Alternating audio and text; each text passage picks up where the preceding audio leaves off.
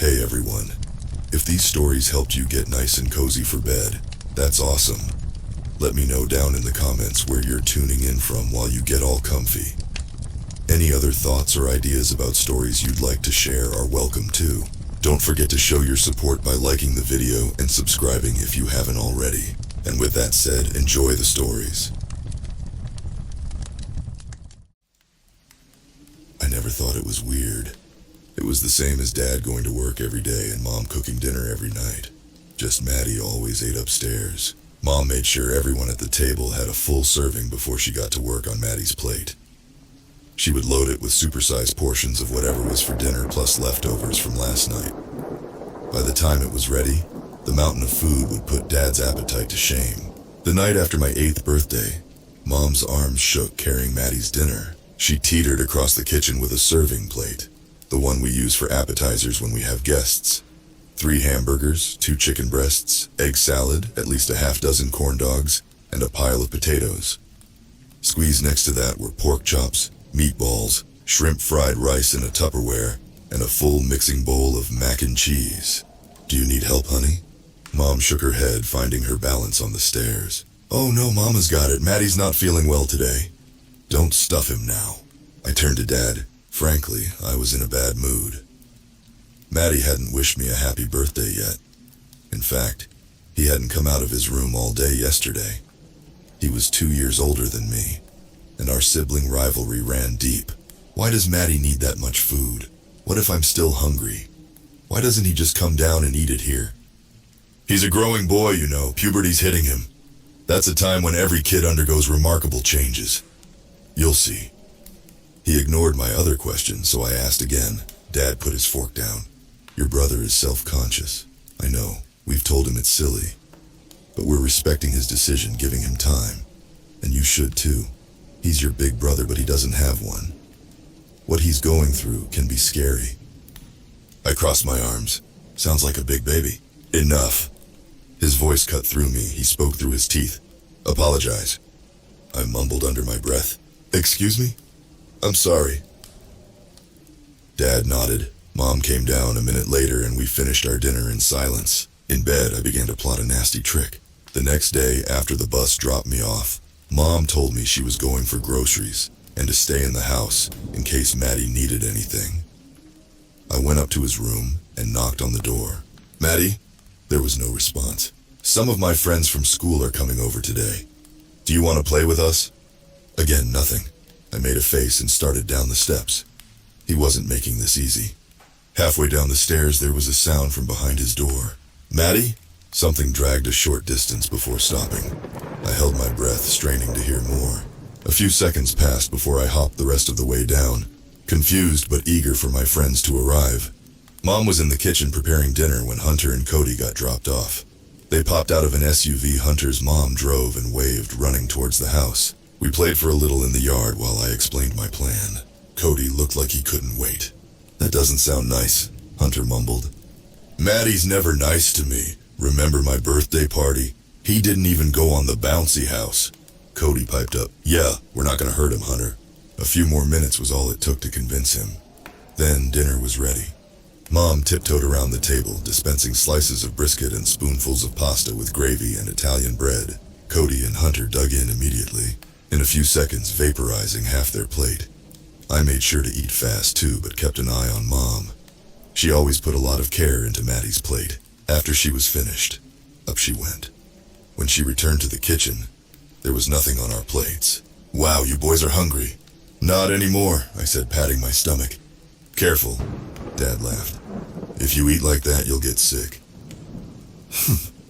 I crossed my arms and scooted off my chair.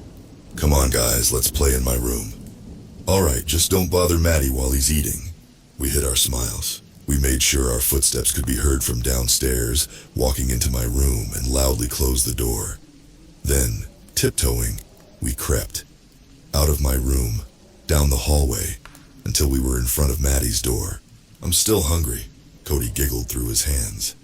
Shh, I knocked quietly. Hello, Maddie? Silence. Can I come in? Hunter began pointing insistently back towards my room. I waved him off. Maddie, it's just me. My friends left. 10 seconds trudged by. Cody looked disappointed. Something hot began to well up in my chest. It wasn't anger, maybe jealousy. I put my hand on the doorknob. I got A's in all my classes, and Mom and Dad would pat me on the head before mentioning how Maddie used to get A+. Every day at school, the teachers always asked, "How's Maddie doing?" I was the one who loved our dog, Archie. The one we had to give away because he never stopped barking at Maddie's door. He doesn't play sports. He doesn't have any friends. He doesn't even go to school. He never comes out of his room. He was a good-for-nothing older brother. No, it was hate. I hated Maddie. I pushed the door open. Immediately, a vile smell hit our nose, causing Hunter to gag. The curtains were drawn tight around the windows, casting a gloom over the mess inside. Broken toys, shredded notebooks, overturned chairs, and even some broken glass. A cooking program for children played on a small TV, its volume just loud enough to hear over a rickety desk fan. Who's ready to welcome our guests for this episode? The fan could only do so much, though. Remains of food stained everything in the room. You couldn't step anywhere to avoid the mold covering the floor. Bits of meat clung to the screen of the television. Red sauce smeared the wall, and there was a large stain on the sheets of the bed. Hunter tapped my shoulder. "This is gross, I want to go back." "Your brother is nasty," Cody proclaimed. He stepped meticulously into the room, leaving Hunter and I by the door, using the toys like you would stones to cross a river. He jumped onto the bed and recoiled. "Oh, it's wet. We should leave," Hunter begged. "And what's your name, sweetie?" the TV whispered. I searched the room with my eyes. It was my first time inside in years. I remember when me and Maddie used to be inseparable. I may have hated him, but it had been so long since I'd seen him. "I'm Emily." Cody bounced on a dry part of the bed, laughing. "So where's the good food?" "Hold on," I said. "Maddie?" "Why, Emily? You look good enough to eat." It was just unfortunate when Maddie's accident happened. When I thought about it, I don't think I've actually seen him since that field trip. Mom and Dad would show me recent pictures and videos of him, but I can't tell if he looks older or not. It was partly my fault.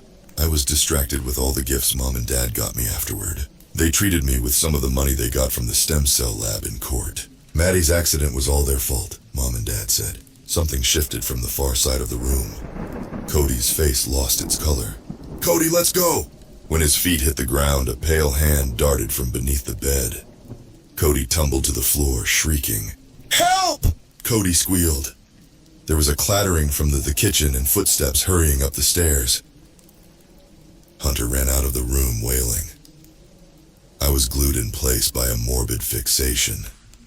The hand that was clamped tightly around Cody's ankle. Was that Maddie's? That thing, impossibly tall, clambering out from underneath the bed. That couldn't be my 10-year-old brother, right? I felt my dad's arms scoop me up and rush me into the hall. Before he shut the door, I could see Mom with her arms raised in front of a monster. It was holding Cody upside down. Its swollen belly dragged along the floor, as if it had swallowed a boulder. I blacked out. The reason I'm writing this is because I didn't remember Maddie until a few days ago. I'm in my 30s. For the past month, my wife has encouraged me to go to a specialist due to night terrors that began last year. They had started infrequent, but recently it's been every other night that my cries disturb our sleep. I met with a woman who put me under some sort of hypnosis to help remember trauma. I woke up with those terrible memories. She told me the event could have been rejected from my memory naturally due to the severity of it. Or another specialist had induced amnesia on me. I had even forgot about Hunter and Cody. I looked for them both on social media and was able to get in contact with Hunter. He wasn't very receptive at first, but he agreed to meet after hearing my situation. We sat at a bar. He gulped down his liquor before speaking. My memory is a bit funky too. I was in a mental hospital for a couple months. We moved and I learned how to push it away. The memory. In college, I found out it was labeled a kidnapping. What do you mean? Cody never made it out of the house. That I remember. Your parents did a damn good job. I don't know what hoops they jumped through or whose pockets they filled. He paid for his tab. Don't contact me again. On the way back to my car, I tried calling my mom. She hasn't answered her phone all day. My dad passed away last year, but my mom still lives at my childhood home. I need to talk with her, in person, and maybe I'll burn that house down on my way out.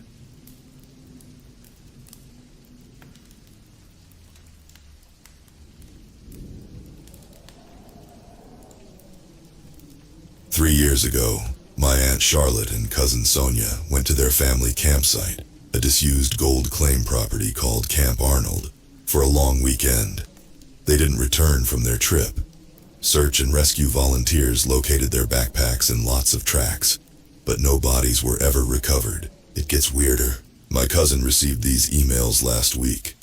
They appear to be from his mom detailing the days before she disappeared. He started reading them, then sent them to me because he was worried they would ruin his memories of her. We can't figure out why the emails just now appeared. His mom's phone and tablet were not recovered with the rest of her gear. He wants me to tell him the sanitized version of what she wrote. He wants to know if anything in the emails explains why they vanished. I don't think I'm going to be able to tell him the truth, if that's even what this is. I'm removing the dates and specifics from the emails so they can't be identified from news articles. Names have obviously been changed. Thursday.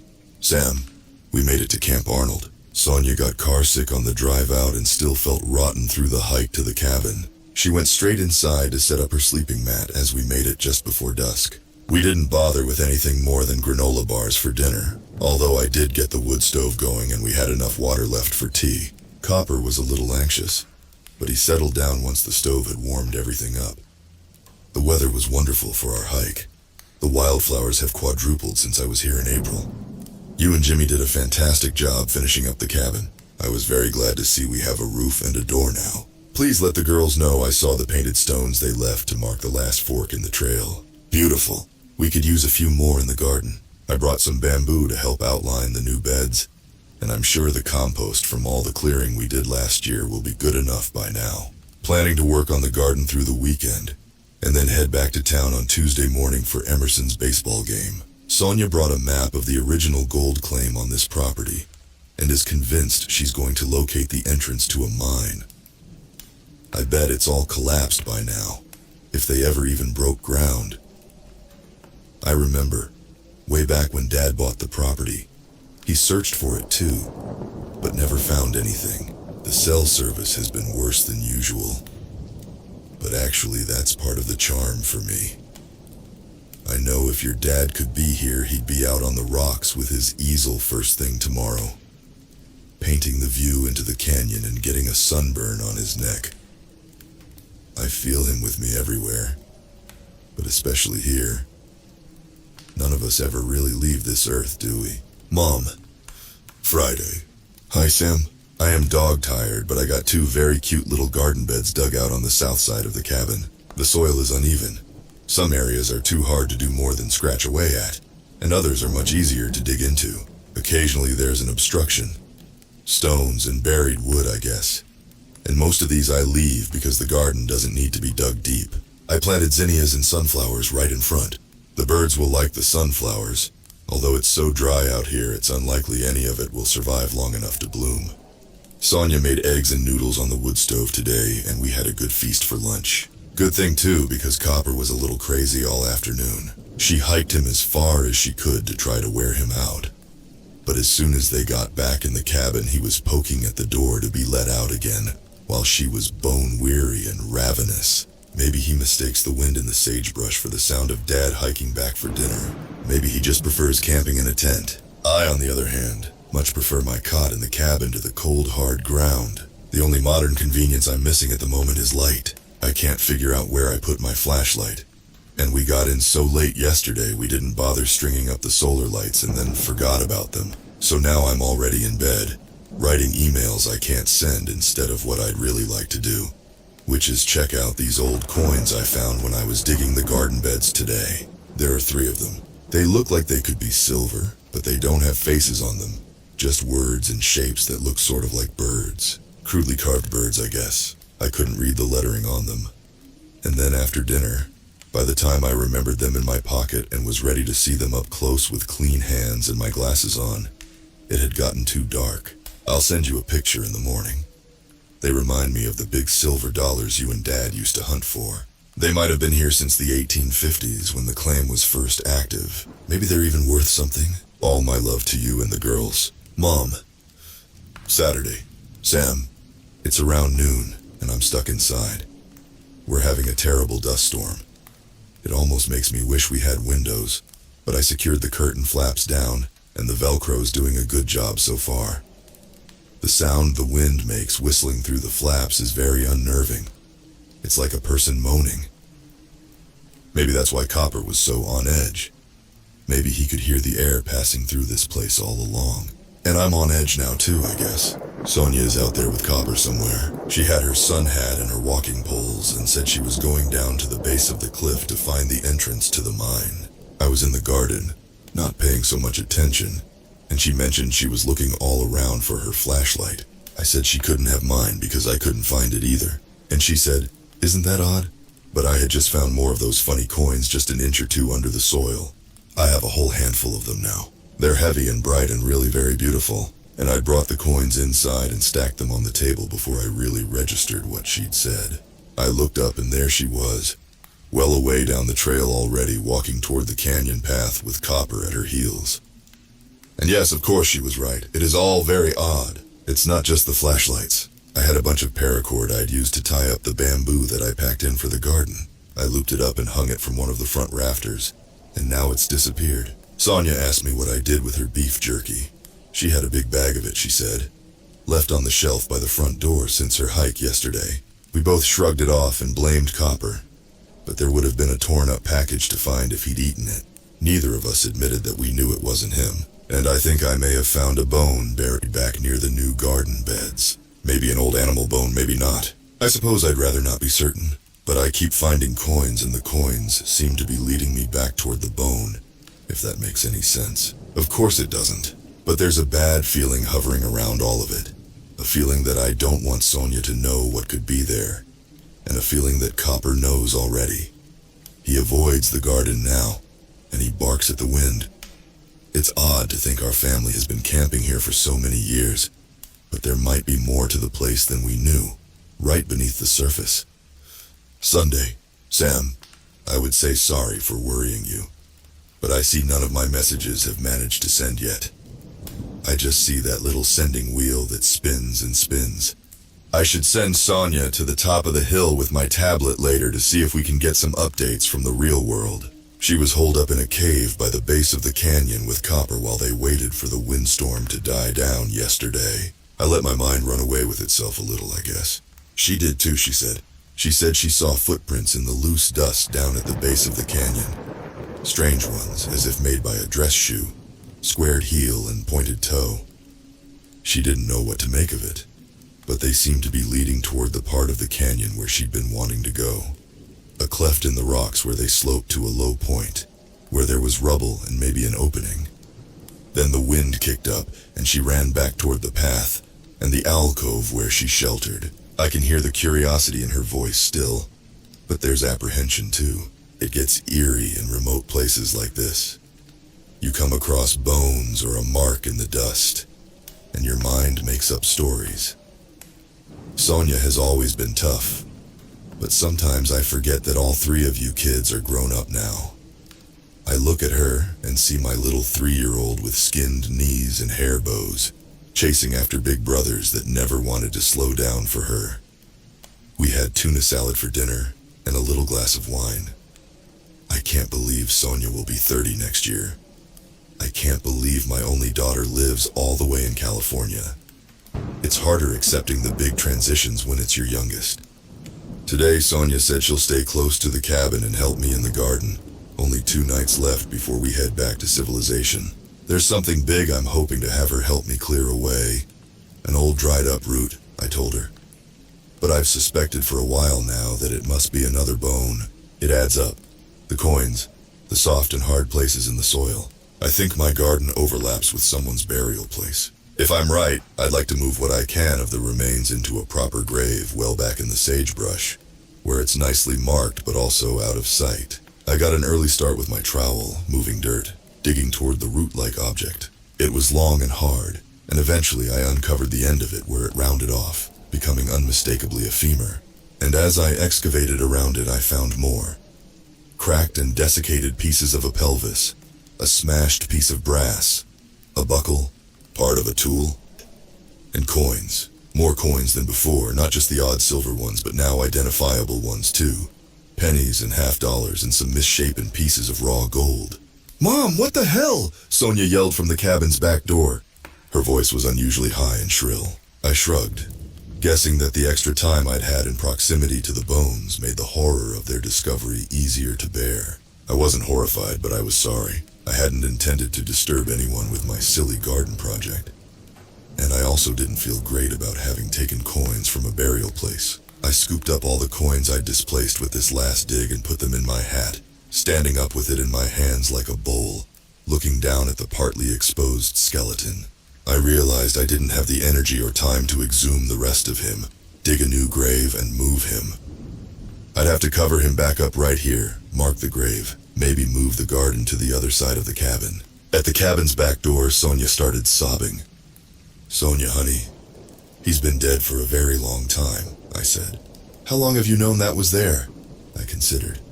I found those coins, and I did wonder. I think I didn't let myself really consider it. "Penny and Olivia are going to play here." "I know," I sighed. "We'll have to move him when Sam and Jimmy are here. It will be easier if we have one of the ATVs." I swirled the coins in my hat. They were so beautiful in the afternoon light, brighter and shinier than anything fresh out of the ground had any right to be. Sonia was on the back step, hugging herself, talking about the gold claim and the two brothers who had originally owned the mine, how she'd tried to trace their families but ended up at dead ends, as if they had both disappeared. "I don't want to sleep here," she said. "I want to hike out right now." I shrugged. There was nothing more I could accomplish in the garden, and I agreed that now even I was too upset to enjoy the afternoon. "Okay," I said. But the moment we stepped into the cabin, something was off. My eyes took a bit to adjust to the shadows, but there was movement.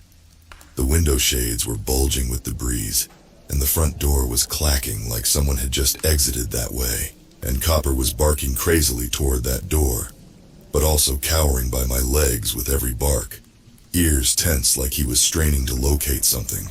I felt it too, my back prickling with the sense of wrongness.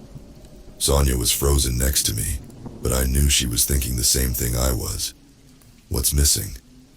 "The hatchet," she whispered. And sure enough, the hatchet we had kept beside the wood stove for cutting up kindling was gone. I walked further into the cabin, wanting to look unflappable for Sonia's sake. If there was someone nearby slowly pilfering our stuff, and if that person was interested in things that could be used as weapons, we weren't going to stick around any longer than we needed to. I noted that the stack of silver coins in the middle of the table was completely untouched. I also noted, with relief, that my car keys were zipped inside my backpack right where I'd left them. Moving quickly, we gathered our clothes and all of the leftover food, utensils and garden tools we would leave.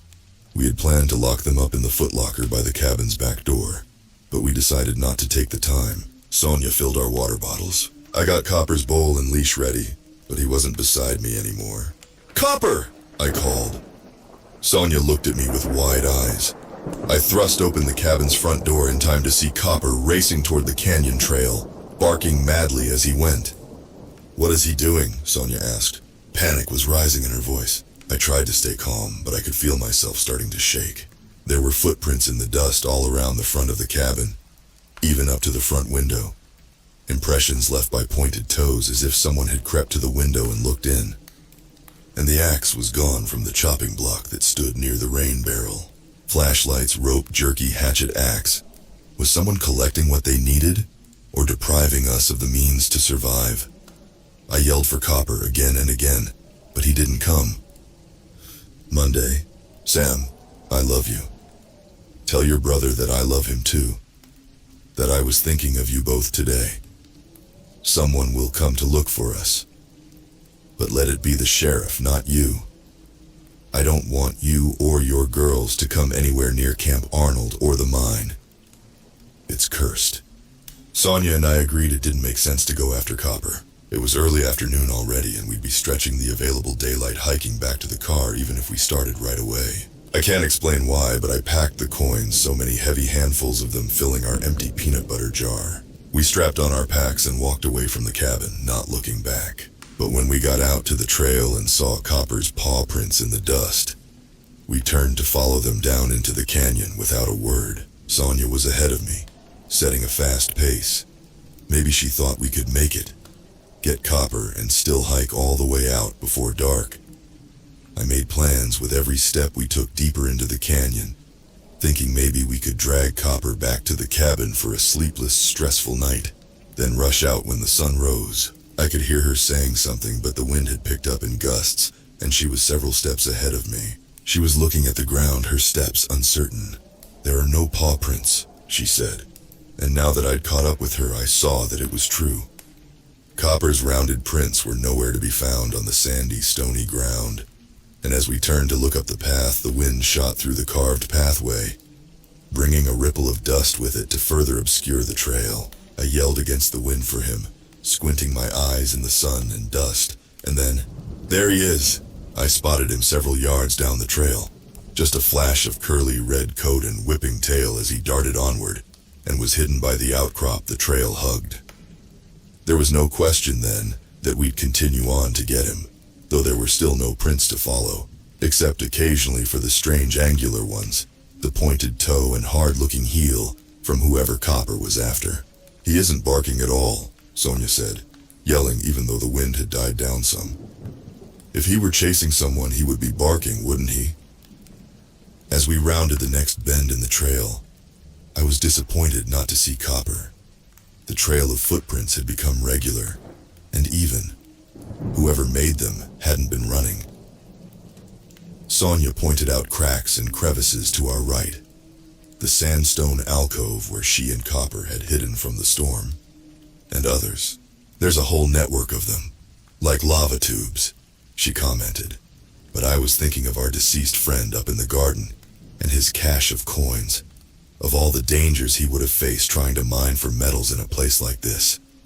Nothing of value was ever reported to have been found in this canyon, but maybe he did discover something and could never get knowledge of it out of this place. There's always a catch with treasure. Finally, we reached the bottom of the trail, where Copper stood looking up at us and wagging his tail, the same way he does at the door when asking to be let outside. I was furious, ready to rush toward him and grab him by the collar, but Sonia stopped me by clutching the back of my shirt. "That's the entrance to the mine," she said darkly. And now I saw Copper was standing right at the opening to a shadowy shaft leading God knows where underground. And there was someone inside with our flashlights and our rope. Someone calling our dog to him, luring us under. "No, Copper," I told him, whistling him to me. "Come now, we're going home."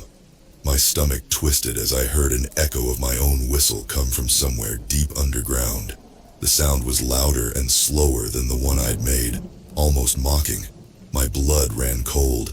Copper's ears perked up, and he instantly sprang forward into the mine and out of sight. Sonia and I yelled for him, crouching near the mine's entrance. The blackness inside was nearly complete, but there was the faintest reddish glow emanating from deep within. Beside me, I could hear Sonia reasoning aloud that all she had to do was get a grip on him, get the leash on him, and then she could carry him back out to the trail, and we'd all make it to the car. Meanwhile, I was having similar thoughts about Sonia. "No," I said, simply shaking my head, my eyes darting from the mine entrance to the trail and back. I was sure we weren't alone, certain to my core that we were running out of time and choices. "There is someone in there, Sonia," I whispered. She was straining to see inside the mine, holding her phone at arm's length with the flashlight on, but it was no use. The shaft was dark and cluttered with loose stones, steep and mostly featureless. There was a burst of sound from within, a clatter of what sounded like metal tools, a sliding sound of shifting rocks, and a high yip and whine from Copper, as if he'd been trodden on or kicked. This was too much for Sonia.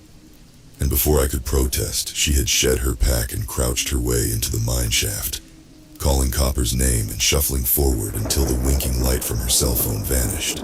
"It opens up!" she yelled, her voice echoing up to me. "There's all kinds of stuff. Old axes and wood and burlap sacks." Her voice grew fainter. "There's a pit, it's deep," she made a disgusted sound. "There are bones at the bottom. Someone died here. I don't see Copper. There are other shafts branching off just like we saw from the trail." "Come back!" I yelled. "We'll get help. Copper will last a few days." When she spoke again, her voice had lost all urgency. It was quieter, so the wind almost stole it. "There's something here, it's beautiful." "Sonia, come back!" I yelled, and at last I was letting myself panic.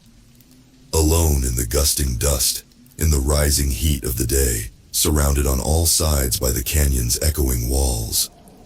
Even with the blue sky stretching endlessly above, I've never felt so trapped.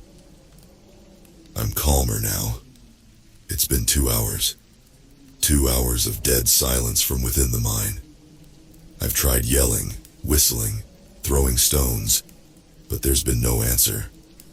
Only stillness. I dragged our packs closer to the trail to ensure they'll be found. I put a note in the front pocket with our names and who to contact, but hopefully someone will find these messages. It's too much to explain. I'm going in with only the light from my phone and one of Sonia's hiking poles. And the coins. My pockets are so full of coins they jingle as I walk. I can't leave them behind. I wish I knew why. Please forgive me for squandering this last chance to return home to you. I can't leave her here. Tuesday. Sam. I shuffled and scraped my way down the mine shaft, seeing at last what Sonia had seen.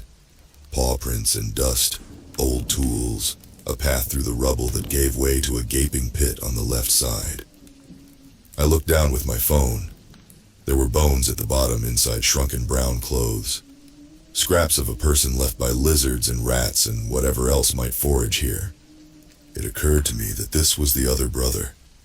The brother of the man buried in my garden. I knew somehow that the coins in my pocket were his. He'd killed his brother over whatever treasure they'd found, then paid back his half of the claim into the earth to make up for his guilt. And maybe I had entered the bargain by unearthing that money. Perhaps I'd sold the betrayed brother back his claim, and our flashlights and rope too. Perhaps he'd bought back his life and was free to return to his mine at last. Perhaps we find bones and tell stories. I might be making meaning where there isn't any. I unloaded my pockets into the pit, scattering the bones with what I decided was guilty money. Take it back, I thought, so your brother can rest and leave us in peace. As the last coins fell, their silvery clatter was answered by a distant sound.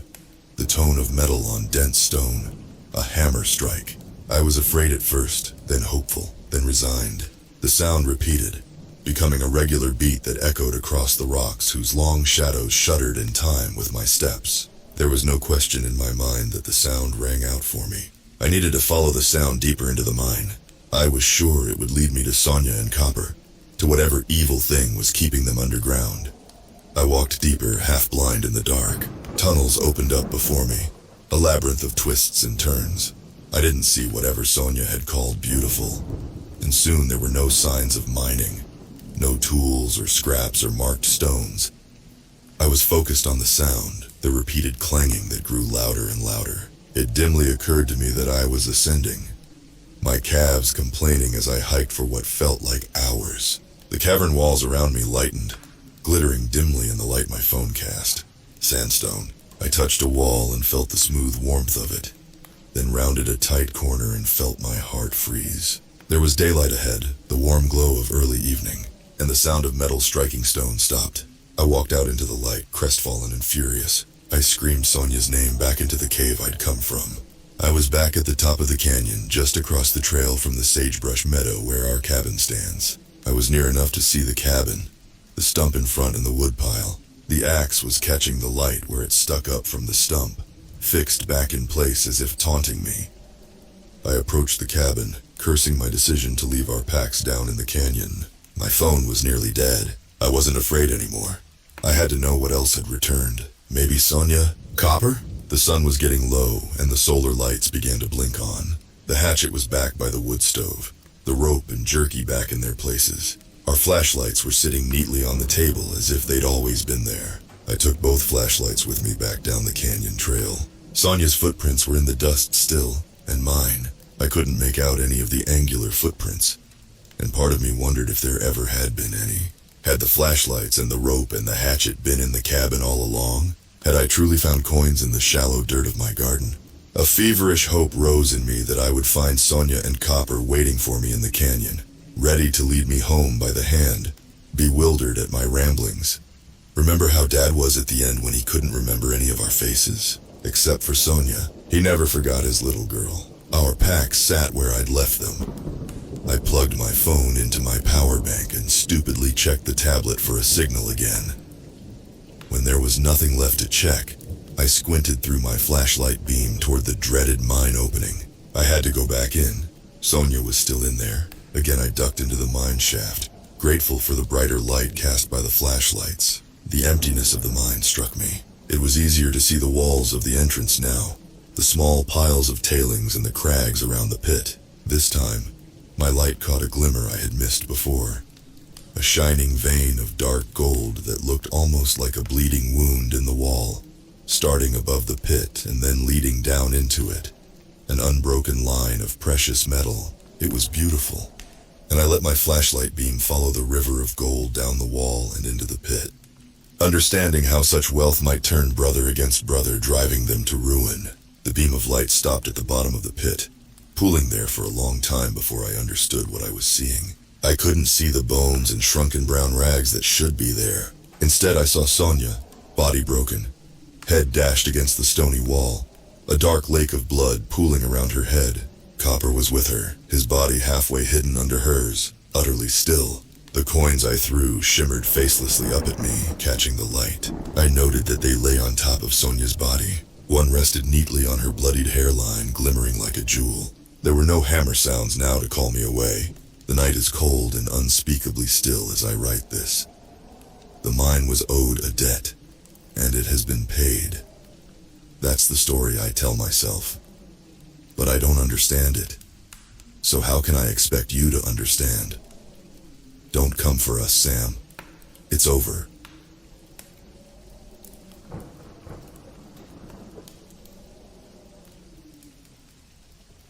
Do you know the first rule they drill into you about wilderness survival? Never panic. But that's easier said than done. No matter how seasoned you think you are, no matter the toughness you claim, the moment you realize you are completely alone, with no clear path home, panic doesn't just creep in, it floods you. The true test lies not in avoiding this terror, but in mastering the art of regaining your composure once fear has taken hold. I was 11 years old then, on a week-long trip to Havasupai with my church group sometime in August. I never really believed in anything they talked about on Sundays, but I was from a poor family and they always paid for my trips. Of course, I didn't know that at the time. In fact, I wouldn't have had much of a childhood at all if not for them. If you've never been to Havasupai, imagine this. After trekking a grueling half-marathon through the sun-blasted arid expanses of the Grand Canyon, you stumble upon an untouched paradise of rivers and waterfalls, a verdant oasis that defies the desolate landscape around it. Looking up pictures don't do it justice, but they come close. But I digress. The hike there is a downward trek of 10 miles. Naturally, the return is its uphill counterpart. Picture this, a slightly pudgy 11-year-old me, trudging uphill 10 miles in 90-degree heat. It was manageable though, as long as we stayed in our groups. We were a few dozen strong, so those of us who were slower started in front. Fatigue set in quickly, and I fell back to the next group. Another 20 minutes, and I dropped back again, each step a growing struggle. The trail was a ribbon between towering stone walls carved by creeks over millennia, with other stretches laid bare beneath the unforgiving sun. The foliage cleared away. I can't pinpoint exactly how it happened. I was staring at my feet, the soft thud of my water bottle against my thigh marking each step, my mind adrift in a sea of fatigue and heat. When I looked up, I found myself in a clearing, The path I had been following vanished, replaced by the random scatter of sagebrush under the harsh sun. I backtracked, hoping to find the trail, but it was as if it had evaporated. Panic set in, tears streaming down my face as I broke into a desperate sprint. After a minute, the trail was still nowhere in sight. I turned, running, screaming for help, but my voice was swallowed by the vastness of the canyon. My heart was a drumbeat against my chest, my mouth dry as I looked at the quarter-liter of water in my bottle, just a few sips left. I was going to die. That was the only thought in my mind. I ran in another direction, my voice hoarse as I screamed again, "Help! Help!" I pushed on for minutes that felt like hours, but there was nothing, only the relentless, hot, desolate landscape stretching out endlessly around me. The sun bore down, turning the canyon into a furnace, the heat mirroring the mounting hysteria in my mind. I looked around the vast canyon, what looked like miles in any direction, for any sign of life. Any dots of trekkers on the rim, anything, but there was nothing. It was around 2 p.m., and the sun wasn't going down anytime soon. In my desperation, I cried out for God to please save me, but still, silence. To be honest, "I'm going to die" wasn't a coherent thought in my head. It was more primal than that. A visceral sensation that grips you. Those who have felt it know what I mean. It's not about thinking in words. It's about experiencing a raw, unfiltered surge of dread. Panic is the essence of fear, a state where planning and logic are drowned out by an overwhelming wave of despair. I collapsed onto the scorched earth, feeling the sting of the hot sand against my hands and knees. My tears fell, disappearing almost instantly as they met the ground. A poignant symbol of my fleeting life being consumed by the unforgiving soul of the desert. As I sat there, a small but vibrant splash of color caught my eye. A red bird, flitting from one parched tree to another. It was the first sign of life I had seen in what felt like an eternity. The sight of it sparked a flicker of hope in my heart. Perhaps, I thought, this bird knows where to find water. Driven by a mix of desperation and instinct, I followed the bird. It seemed almost aware of my presence, waiting for me from branch to branch. My pace quickened, my eyes locked on this beacon of red against the bleached sky. The bird led me through a less trodden path, dotted with the occasional greenery that managed to survive in this harsh environment. And then ahead, I saw something, or rather, someone. There was a Native American man sitting on a fallen log, the red bird perched calmly on his shoulder. He looked up as I approached, his eyes meeting mine with a depth of understanding that was almost unsettling. "Are you lost?" he asked, his voice gentle, echoing strangely in the vast silence of the canyon. I could only nod, wiping away the tears and dust that clung to my face, trying to steady my breath. "Then rejoice, for you have been found," he said, his tone warm. I stood there, the awkwardness clinging to me like the heat. "Can you help me find the trail?" I managed to ask, my voice hoarse from screaming. "You're already on a trail," he replied with a gentle smile. "But it's not my trail," I protested. "It's a trail, and it's the one you're on," he countered. I was confused. The raw fear that clouded my mind had begun to subside, and I felt clear thoughts slowly coming back to me. "I need to find my group," I insisted. "The group that left you to die in this heat?" he snapped back, his tone suddenly sharp. "Seems like they're the ones that need to find you." His words stung as I realized the truth in his statement. I swallowed hard, trying to gather my thoughts. The man's eyes lingered on me for a moment. Then he nodded slowly. "I can help you find your way home, but you must listen carefully. Follow the echo of my voice, and you will be safe." I knew it was strange, but it was my only option, so I simply nodded in agreement. He stood up from the log, the red bird fluttering to a nearby branch, watching intently. He cupped his hands around his mouth and called out, his voice ringing through the air. "This way!" The echo reverberated through the canyon walls, fading into the distance. I listened intently, and after a moment, I heard the echo return, faint but unmistakable. This way. I turned back to thank the man, but he had vanished. Only the red bird remained, hopping between branches, tilting its head as if to beckon me forward. I took a deep breath and began to follow the bird. It led me through the rocky terrain, flitting from branch to branch, pausing occasionally to ensure I was still behind. I listened for the echo of the voice, and every now and then, it would come again, faint, but clear. This way, I walked for what felt like hours, through rocky terrain and across sun-scorched patches of desert. The red bird was my only guide, hopping ahead, then pausing to make sure I was still following. The familiar echo sounded intermittently. This way, drawing me forward. The canyon twisted, and I felt disoriented, but the bird remained steady. I scrambled over loose stones, ducked beneath overhanging branches, and navigated through narrow passageways as the sun bore down relentlessly. At one point, the bird perched atop a barren tree, and I heard the echo again. This way. Faint but clear. I followed, feeling the sting of sand against my cheeks as the wind picked up. My throat was parched, and my legs ached, but I pushed on. The bird led me to a small clearing surrounded by towering canyon walls. For a moment I thought I was still lost, but then I heard the distant voices of my group. "Brandon, Brandon!" The group turned as one and ran toward me, relief washing over their faces. They hugged me, patting my back, and bombarded me with questions. "Where were you? We were so worried." "Thank God you're safe." Warmth spread through my chest as I looked around at their familiar faces. I was overwhelmed with relief and gratitude. They handed me water and snacks, and I quickly gulped them down.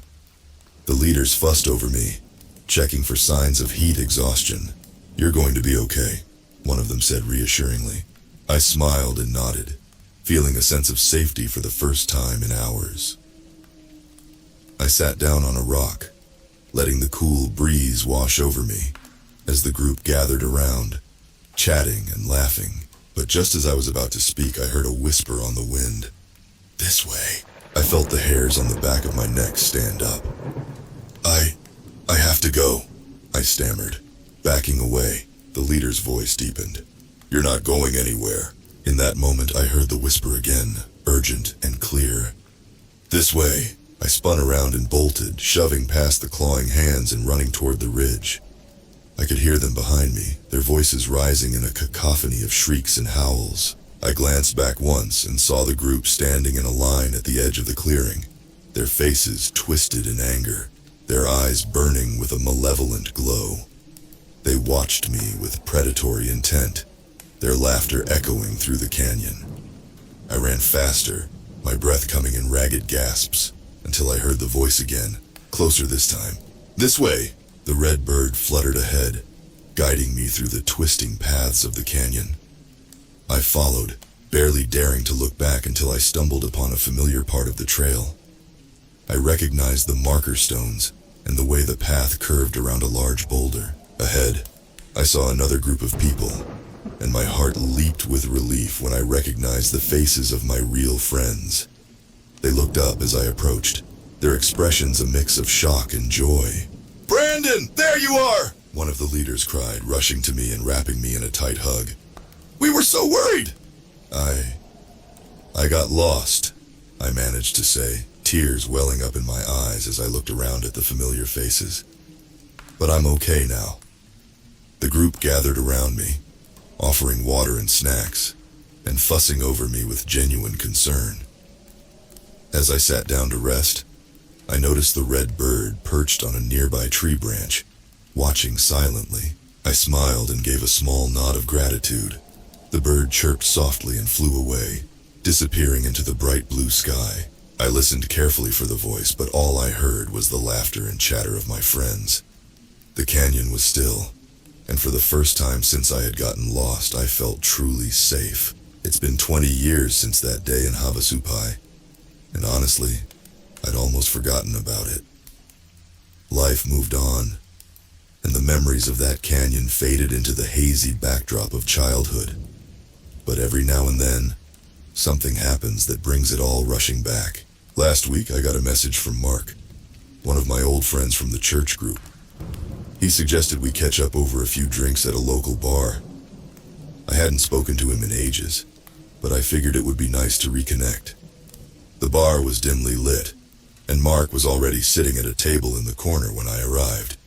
He hadn't changed much, still the same lanky frame, still laughing too loudly at his own jokes. He greeted me with a firm handshake and a grin. "Brandon, long time no see, my friend. How have you been?" "Not bad," I replied, smiling. "How about you?" We exchanged small talk for a while, reminiscing about old times and filling in the gaps of the years that had passed. He seemed warm and genuine, but there was something off about his eyes, something intense and unsettling. After a few drinks, Mark leaned in closer, his voice dropping to a near whisper. "Hey, remember that camping trip to Havasupai?" "Yeah, of course, hard to forget that one." A smile flickered across his lips. "Yeah, we were all so worried when you were gone. But you weren't really lost, were you?" "What do you mean?" I asked, feeling a chill creep up my spine. He chuckled softly and leaned back in his chair, his eyes never leaving mine. "Sometimes the ones who get lost don't really get to come back." I nervously shifted in my seat and took a sip of my drink before changing topics.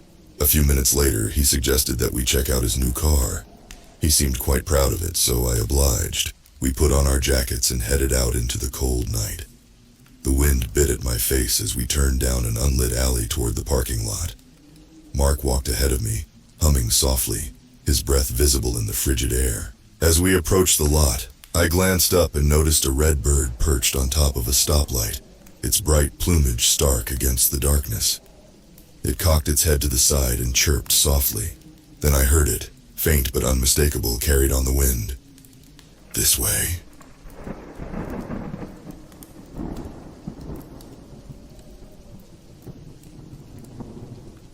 Back in 1992, my brother Boone went missing. Our family had always lived in North Dakota, but Boone had always dreamed of leaving. In 1990, Boone was accepted to the University of Miami in South Florida. His freshman year, he met a couple good friends, and they all moved into a little beach bungalow their first summer. He had been living there since. In late August of 1992, Boone called home and I answered. It was around 1 a.m. and he sounded frantic. He said the hurricane that was about to hit was going to be bad, and that he was leaving to come home. He said something was wrong, that he could feel it building around him in the air. I told him the plan. I told him to meet me at the first Greyhound bus station past the Florida-Georgia border, and we could drive back home together. I wanted to make sure he was safe because he was really scaring me. Boone said he would call home again as soon as he got to the bus station. I told him I would already be en route, so just let Mom know he was safe and waiting for me. I packed a small bag and cash, left my mom a note, and biked to the bus station. I was really freaked out, though my brother was a dreamer and creative. He wasn't one to panic or really to fright easily. I got on the bus and took note of the only people there immediately. Only 4 others, 2 pairs of male and female companions. The closer pair was to the right in the first row behind the driver. The woman looked frightened. The man looked as if he was trying to keep his demeanor calm. The other couple was even more strange. They sat towards the back on the left side. The man was sleeping against the window, but the woman had giant dark eyes. They were glassy and shiny. She looked as if I had just interrupted her crying over a funeral wake. Her mouth was open though, slack-jawed, and I could see too many teeth. She would not take her eyes off me. I could almost feel them poking the back of my head as I sat down 2 rows behind the first couple. The bus took off, and I tried to think of anything but my brother and the strange lady staring at me. I pulled out a book and started to read. I didn't hear the first plinking sounds until we were in South Dakota, a few hours later. It was faint over the background noise, but it was distinct on the plastic floor. Plink, plink, plink. As day broke and we took our first stop, I decided to get off to buy a couple snacks and relieve myself in the bathroom. I didn't turn around when I stood up, just exited. When I returned to the bus, I took a deep breath and stepped on, hoping the woman had fallen asleep or, better yet, gotten off. No. Instead, her companion seemed to have disappeared, as well as the other couple. It seemed as though the woman hadn't even moved, but she just stared at me. I took my spot where the other couple had been sitting before and tried to forget she was still on the bus. Plink, plink, plink, plink, plink. The noise seemed to go on for hours, like an irregular leaky faucet, dripping pebbles onto linoleum. When we reached Tennessee, she got off the bus, but as she passed me, she touched my shoulder and said, "Not yet." I couldn't bring myself to even glance at her. I was trying not to shake out of my skin. Her voice was so hollow and raspy, like it belonged to a broken drive-through speaker. She smiled and exited. I thought she might break her neck to continue staring at me as she left. As soon as the bus lurched forward, I got up and went to where the woman had been sitting, staring. I looked down and saw a pile of human and animal teeth. The man who I had thought left the bus previously was slumped in the seat, almost falling forward to the floor. When we got to the next station, the bus driver called the police and I was transferred to a new bus. The whole situation was really unsettling to me. When I got to the final Greyhound station in Georgia, I looked around for my brother. His car wasn't there, and I didn't see him anywhere. I called home at the payphone and Mom answered. I asked if Boone had called, and she said he hadn't. So I waited. I waited a full day at the station. He never showed. I called home again, and Mom still hadn't gotten a phone call either. I called Boone's house. The line just rang and rang and rang. I broke down crying on the bench. I got back home and Mom told me some of the news she had seen. Hurricane Andrew had swept through South Florida and ravaged the state. There were deaths and many reported missing. My mom called the school when it reopened for classes to see if Boone had shown up, to which they told us no. We called the police and filed a missing persons report. My mom and I went down to Florida together the next week to help in searching for Boone and the others, including his roommates. We never found anyone, or Boone. We still don't know what happened to him to this day. His car was never seen, and because his roommates were missing too, we could never figure out where he last was. In fact, most of their home had been destroyed, and most of Boone's personal items were either swept away, or he had taken with him. Since then, I have suffered with debilitating nightmares that make sleep basically impossible. I have flashbacks to seeing the woman on the bus, the dead man, Boone, the destruction of the hurricane. It just comes back and hits me whenever I'm awake. I spent the first year after Boone went missing in bed, hardly eating, catatonic. But as time marched on, the images and nightmares slowly, and I mean slowly, started to fade, and I could begin to recall the better times I had shared with Boone. Today, I visited the headstone my mom had made last year in honor of Boone. It was early evening. I remember, as I walked up to his headstone, I could see a stack of something on it that wasn't there before. As I got near, I pushed aside the flowers, and I noticed it was a pile of teeth. When I examined further, I noticed animal teeth as well. I stood up, and the woman from the bus more than 30 years ago was standing in front of me. She was exactly as I remembered from all my nightmares. All she said was, "Soon."